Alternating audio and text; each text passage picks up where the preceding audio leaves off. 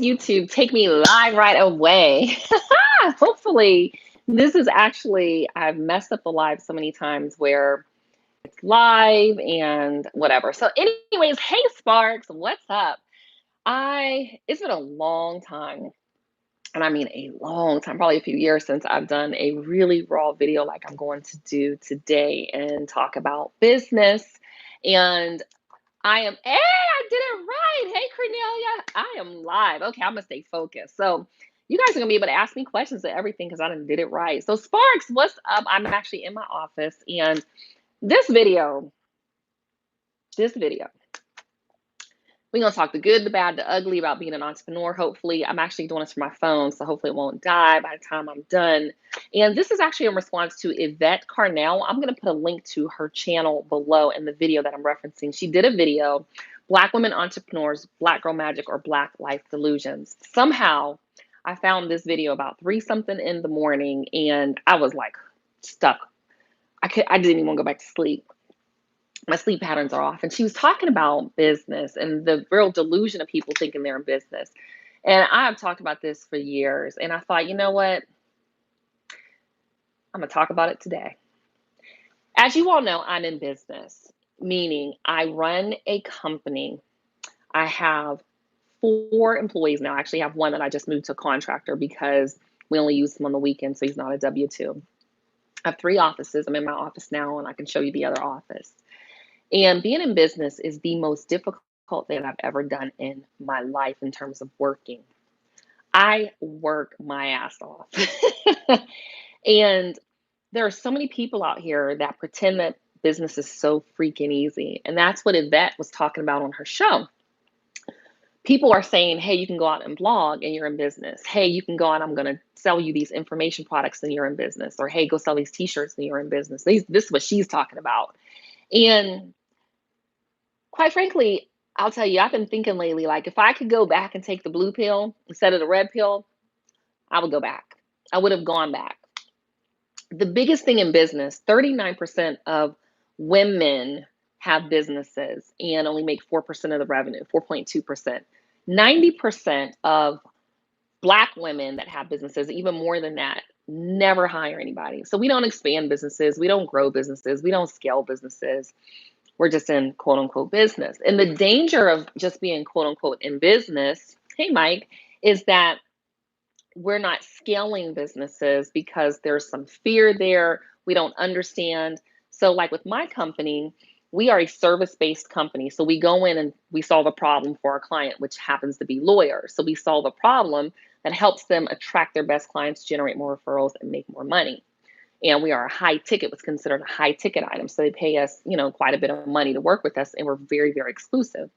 Now, I'm not making beads in my home. One of the things that she said is, there's nothing you can make in your home at a price point that globalization won't make quicker, faster, and cheaper. She said nothing. And I kind of agree with her. When I had my first company, Organic Life Products, I'm making this stuff in the kitchen. I'm selling it at the flea market. I'm like, this is freaking ridiculous. I had consultants, and some of them were trying to compete against me. And I'm like, this is just not going to work. Now, in addition to that, I was going through a lot of personal things like over the years, which I want to talk about the good, bad, and ugly. So when I first started as an entrepreneur, I had a nonprofit. So I wasn't an entrepreneur at all. I just had some extra money in corporate and I have a heart to give. And I wanted to give to single parent families. I've always loved single parent families. I was a single parent for 6 years. So I know what it's like to be a single parent. Tough, right? So I'm like, I'm making good money. I had just purchased my home. I just want to help single parents. Now, fast forward, I met my now ex-husband on Twitter. And things progressed. Of course, later we got married. Now, here's the good, bad, and ugly that I'm going to talk about. And I'm not really talking about the marriage. I'm going to talk about, one, being married to an entrepreneur and being married to an entrepreneur that is self-employed. A lot of you all are self-employed. Or you meet people that are like, I'm in business, but they're self-employed. The money does not come in regularly. They probably don't even have a clue what they're doing. They're literally just hustling. And I'll tell you, in any relationship, when you got to really, really fuss about money, it just weakens the cord in the relationship. Because as a woman, I'm like, okay, I didn't, of course, marry someone for money because I had my own money, had a career, everything. But when I'm investing money into someone else's dream, you start to kind of sort of resent that. So what happens is when that person is self-employed, I didn't understand at the time what that meant at all. I had no clue about business. Business provide There's so much anxiety, there's so much work, there's so much frustration. And the thing that I've now noticed along with business is there's so much rejection that people just don't understand. So with my company, because we're reaching out, like I'll meet attorneys at events that I go and speak and sponsor at, and then these attorneys will give me their business cards. Hey, Joseph, they'll give me their business cards. Give them to me. I will call them back, email them and everything. They'll either, number one, go silent or pretend that they just didn't even give me the card or even know who I was, or they're just, I don't think I'm interested. It's so rude because, people, when they don't have to look at you, they can be rude. And I started thinking about this, like you're dealing with a lot of rejection. So being in business, we just got a certification. And I'll tell you, it took us 6 months to get the certification because for a lot of you, you need to be in business at least 3 years before you're going to cross the line where you can start getting bigger contracts and actually building up your confidence and getting more clients. And guess what? If you don't have enough cash to cross the finish line of the 3 years at least, you're gonna go out of business and be broke. So what happened even with me and my company, and I'm gonna try to stay focused too. The first 3 years, I didn't even pay myself. So what I didn't understand back then with my now ex-husband is he had no money because the business wasn't making any money because he didn't have a business. And you have stress that comes along with that. A lot of you all have side hustles, and there's nothing wrong with a side hustle, but you have to recognize it as a side hustle and decide, do you want to scale that? And if not, take the blue pill and stay in your career. Because being in business means you have to know numbers. It means that you have to understand being a boss. It means that you have to understand hiring people. It means that you have to understand negotiating spaces. It means that you are going to work longer hours. Like I said, for 3 years, I didn't really have a paycheck. I was taking an owner's draw here and there, which was even more stressful because if the money wasn't there, I can't draw off, nothing that's not there. Now, another thing, the first 6 months of my business, I made six figures. Well, sounds great, right? But it's six figures like on paper. It doesn't mean that even the six figures like came in. And I saw a girl, excuse me, on YouTube, and she made $1 million. She said, I made $1 million in, like, I don't even want to say the months because you might figure out who it is. And I'm looking and I'm like, wait a minute. Then I was like clicking, okay, $1 million in retail sales. And I'm like, how many people made $1 million in their life? Like, you could say you made $1 million. People are playing with the numbers. So I'm going to leave you with some resources. I don't know. I've been so emotional about business lately and people because I'm so sick and tired of people giving out this garbage of business being so easy, these little fairy entrepreneurs. When I'll tell you, I know my marriage failed now, front on both of our ends, but a lot of it had to do with business. Hey, Tanisha. And a lot of it had to do with business, meaning once I got the taste of entrepreneurship and I know how to build and scale, and I was like, man, I want to have a business. And my ex used to be like, why you just want to tell people what to do. That's why you want employees. But I love having the staff that I have, I realize. And my marriage actually became the mistress. My divorce attorney said my business became the marriage. I was here all the time. I'd be here sometimes till 2 o'clock in the morning, just working, just getting things done. It was my happy place. It was misplaced, really love. But also, a lot of times people are looking at, well, self-employed, it's hard to respect people that aren't bringing in the money. Hey, elegant granny. So I'm going to leave you all with some things. Like I said, if you can check out, I'll leave the link below to Black Women Entrepreneurs, Black Girl Magic, or Black Life Delusions. And I'll tell you, being in business, I'm employing people. I am a salaried employee in my company. Now, I'll tell you, I even tell you, I make 45,000 a year. That's it. That's my salary, which I'll tell you is it ain't enough. But my company, we as a company, well, I'll just tell you it's between the numbers. We're over $250,000 a year. So at least I'm able to bring in a salary, right? And pay myself. But remember, I have other people that I have to pay. In addition to making sure our clients get results, in addition to having space, in addition to debt. Let me talk about debt. She's talking about, again, I'm talking about Yvette Cornell. When people talk about they're delusional about businesses, and I 100% agree with her. So many people are delusional. You're blogging and calling it a business. She says, you're making beads and calling it a business, and you're selling a couple t-shirts and calling it a business. No, you got to hustle. You're self-employed. You do need access to capital. And I'll tell you, I took some access to capital this year, over 50,000, about $60,000. I loaned out 21,000 of it because I had people I knew in my inner circles that needed access to capital. You will need capital in your company. You also want to go after government money for your business. That comes through certifications because you're able to get contracts. You want to make sure that you're reading the right books. And guys, I've been talking about business for years. You have questions, I promise you, ask them so I can start answering them. I don't do YouTube that much because I get a little frustrated because I'll log on and see a couple videos or like my hair videos because my hair is actually, well, I don't want to go to the hair, but guys, there's millions to be made in business. And one of the books I want to reference, so I don't go off too much, is this book, Boss Life, Paul Downs. This book is one of the most accurate portraits of business I've ever read. Not ever, I've ever read. This I have lots and lots of books and I read a lot. I read every day. This book, he says there's a lot of chatter about job creators from people who've never created a job. Politicians make rules and not required to follow them. Employees complain without understanding why bosses act the way they do. This here, and prospective entrepreneurs gamble their future without a clear picture of the challenges they will face. If you want to understand business, I recommend you read this book. And this man, actually, I linked him on LinkedIn. He's like really in business over 20 years. He runs a company that produces conference tables for like the government and private entities. And it is the best business book I've ever read because you're going to understand from here really the life that you're going to lead where, for me, I can't go back to being in a career. I've seen $56,000 in my bank account. Heck, I could go somewhere and make that a year. You're going to understand. This man in this book, they did at the very end, I think it was like 2.3.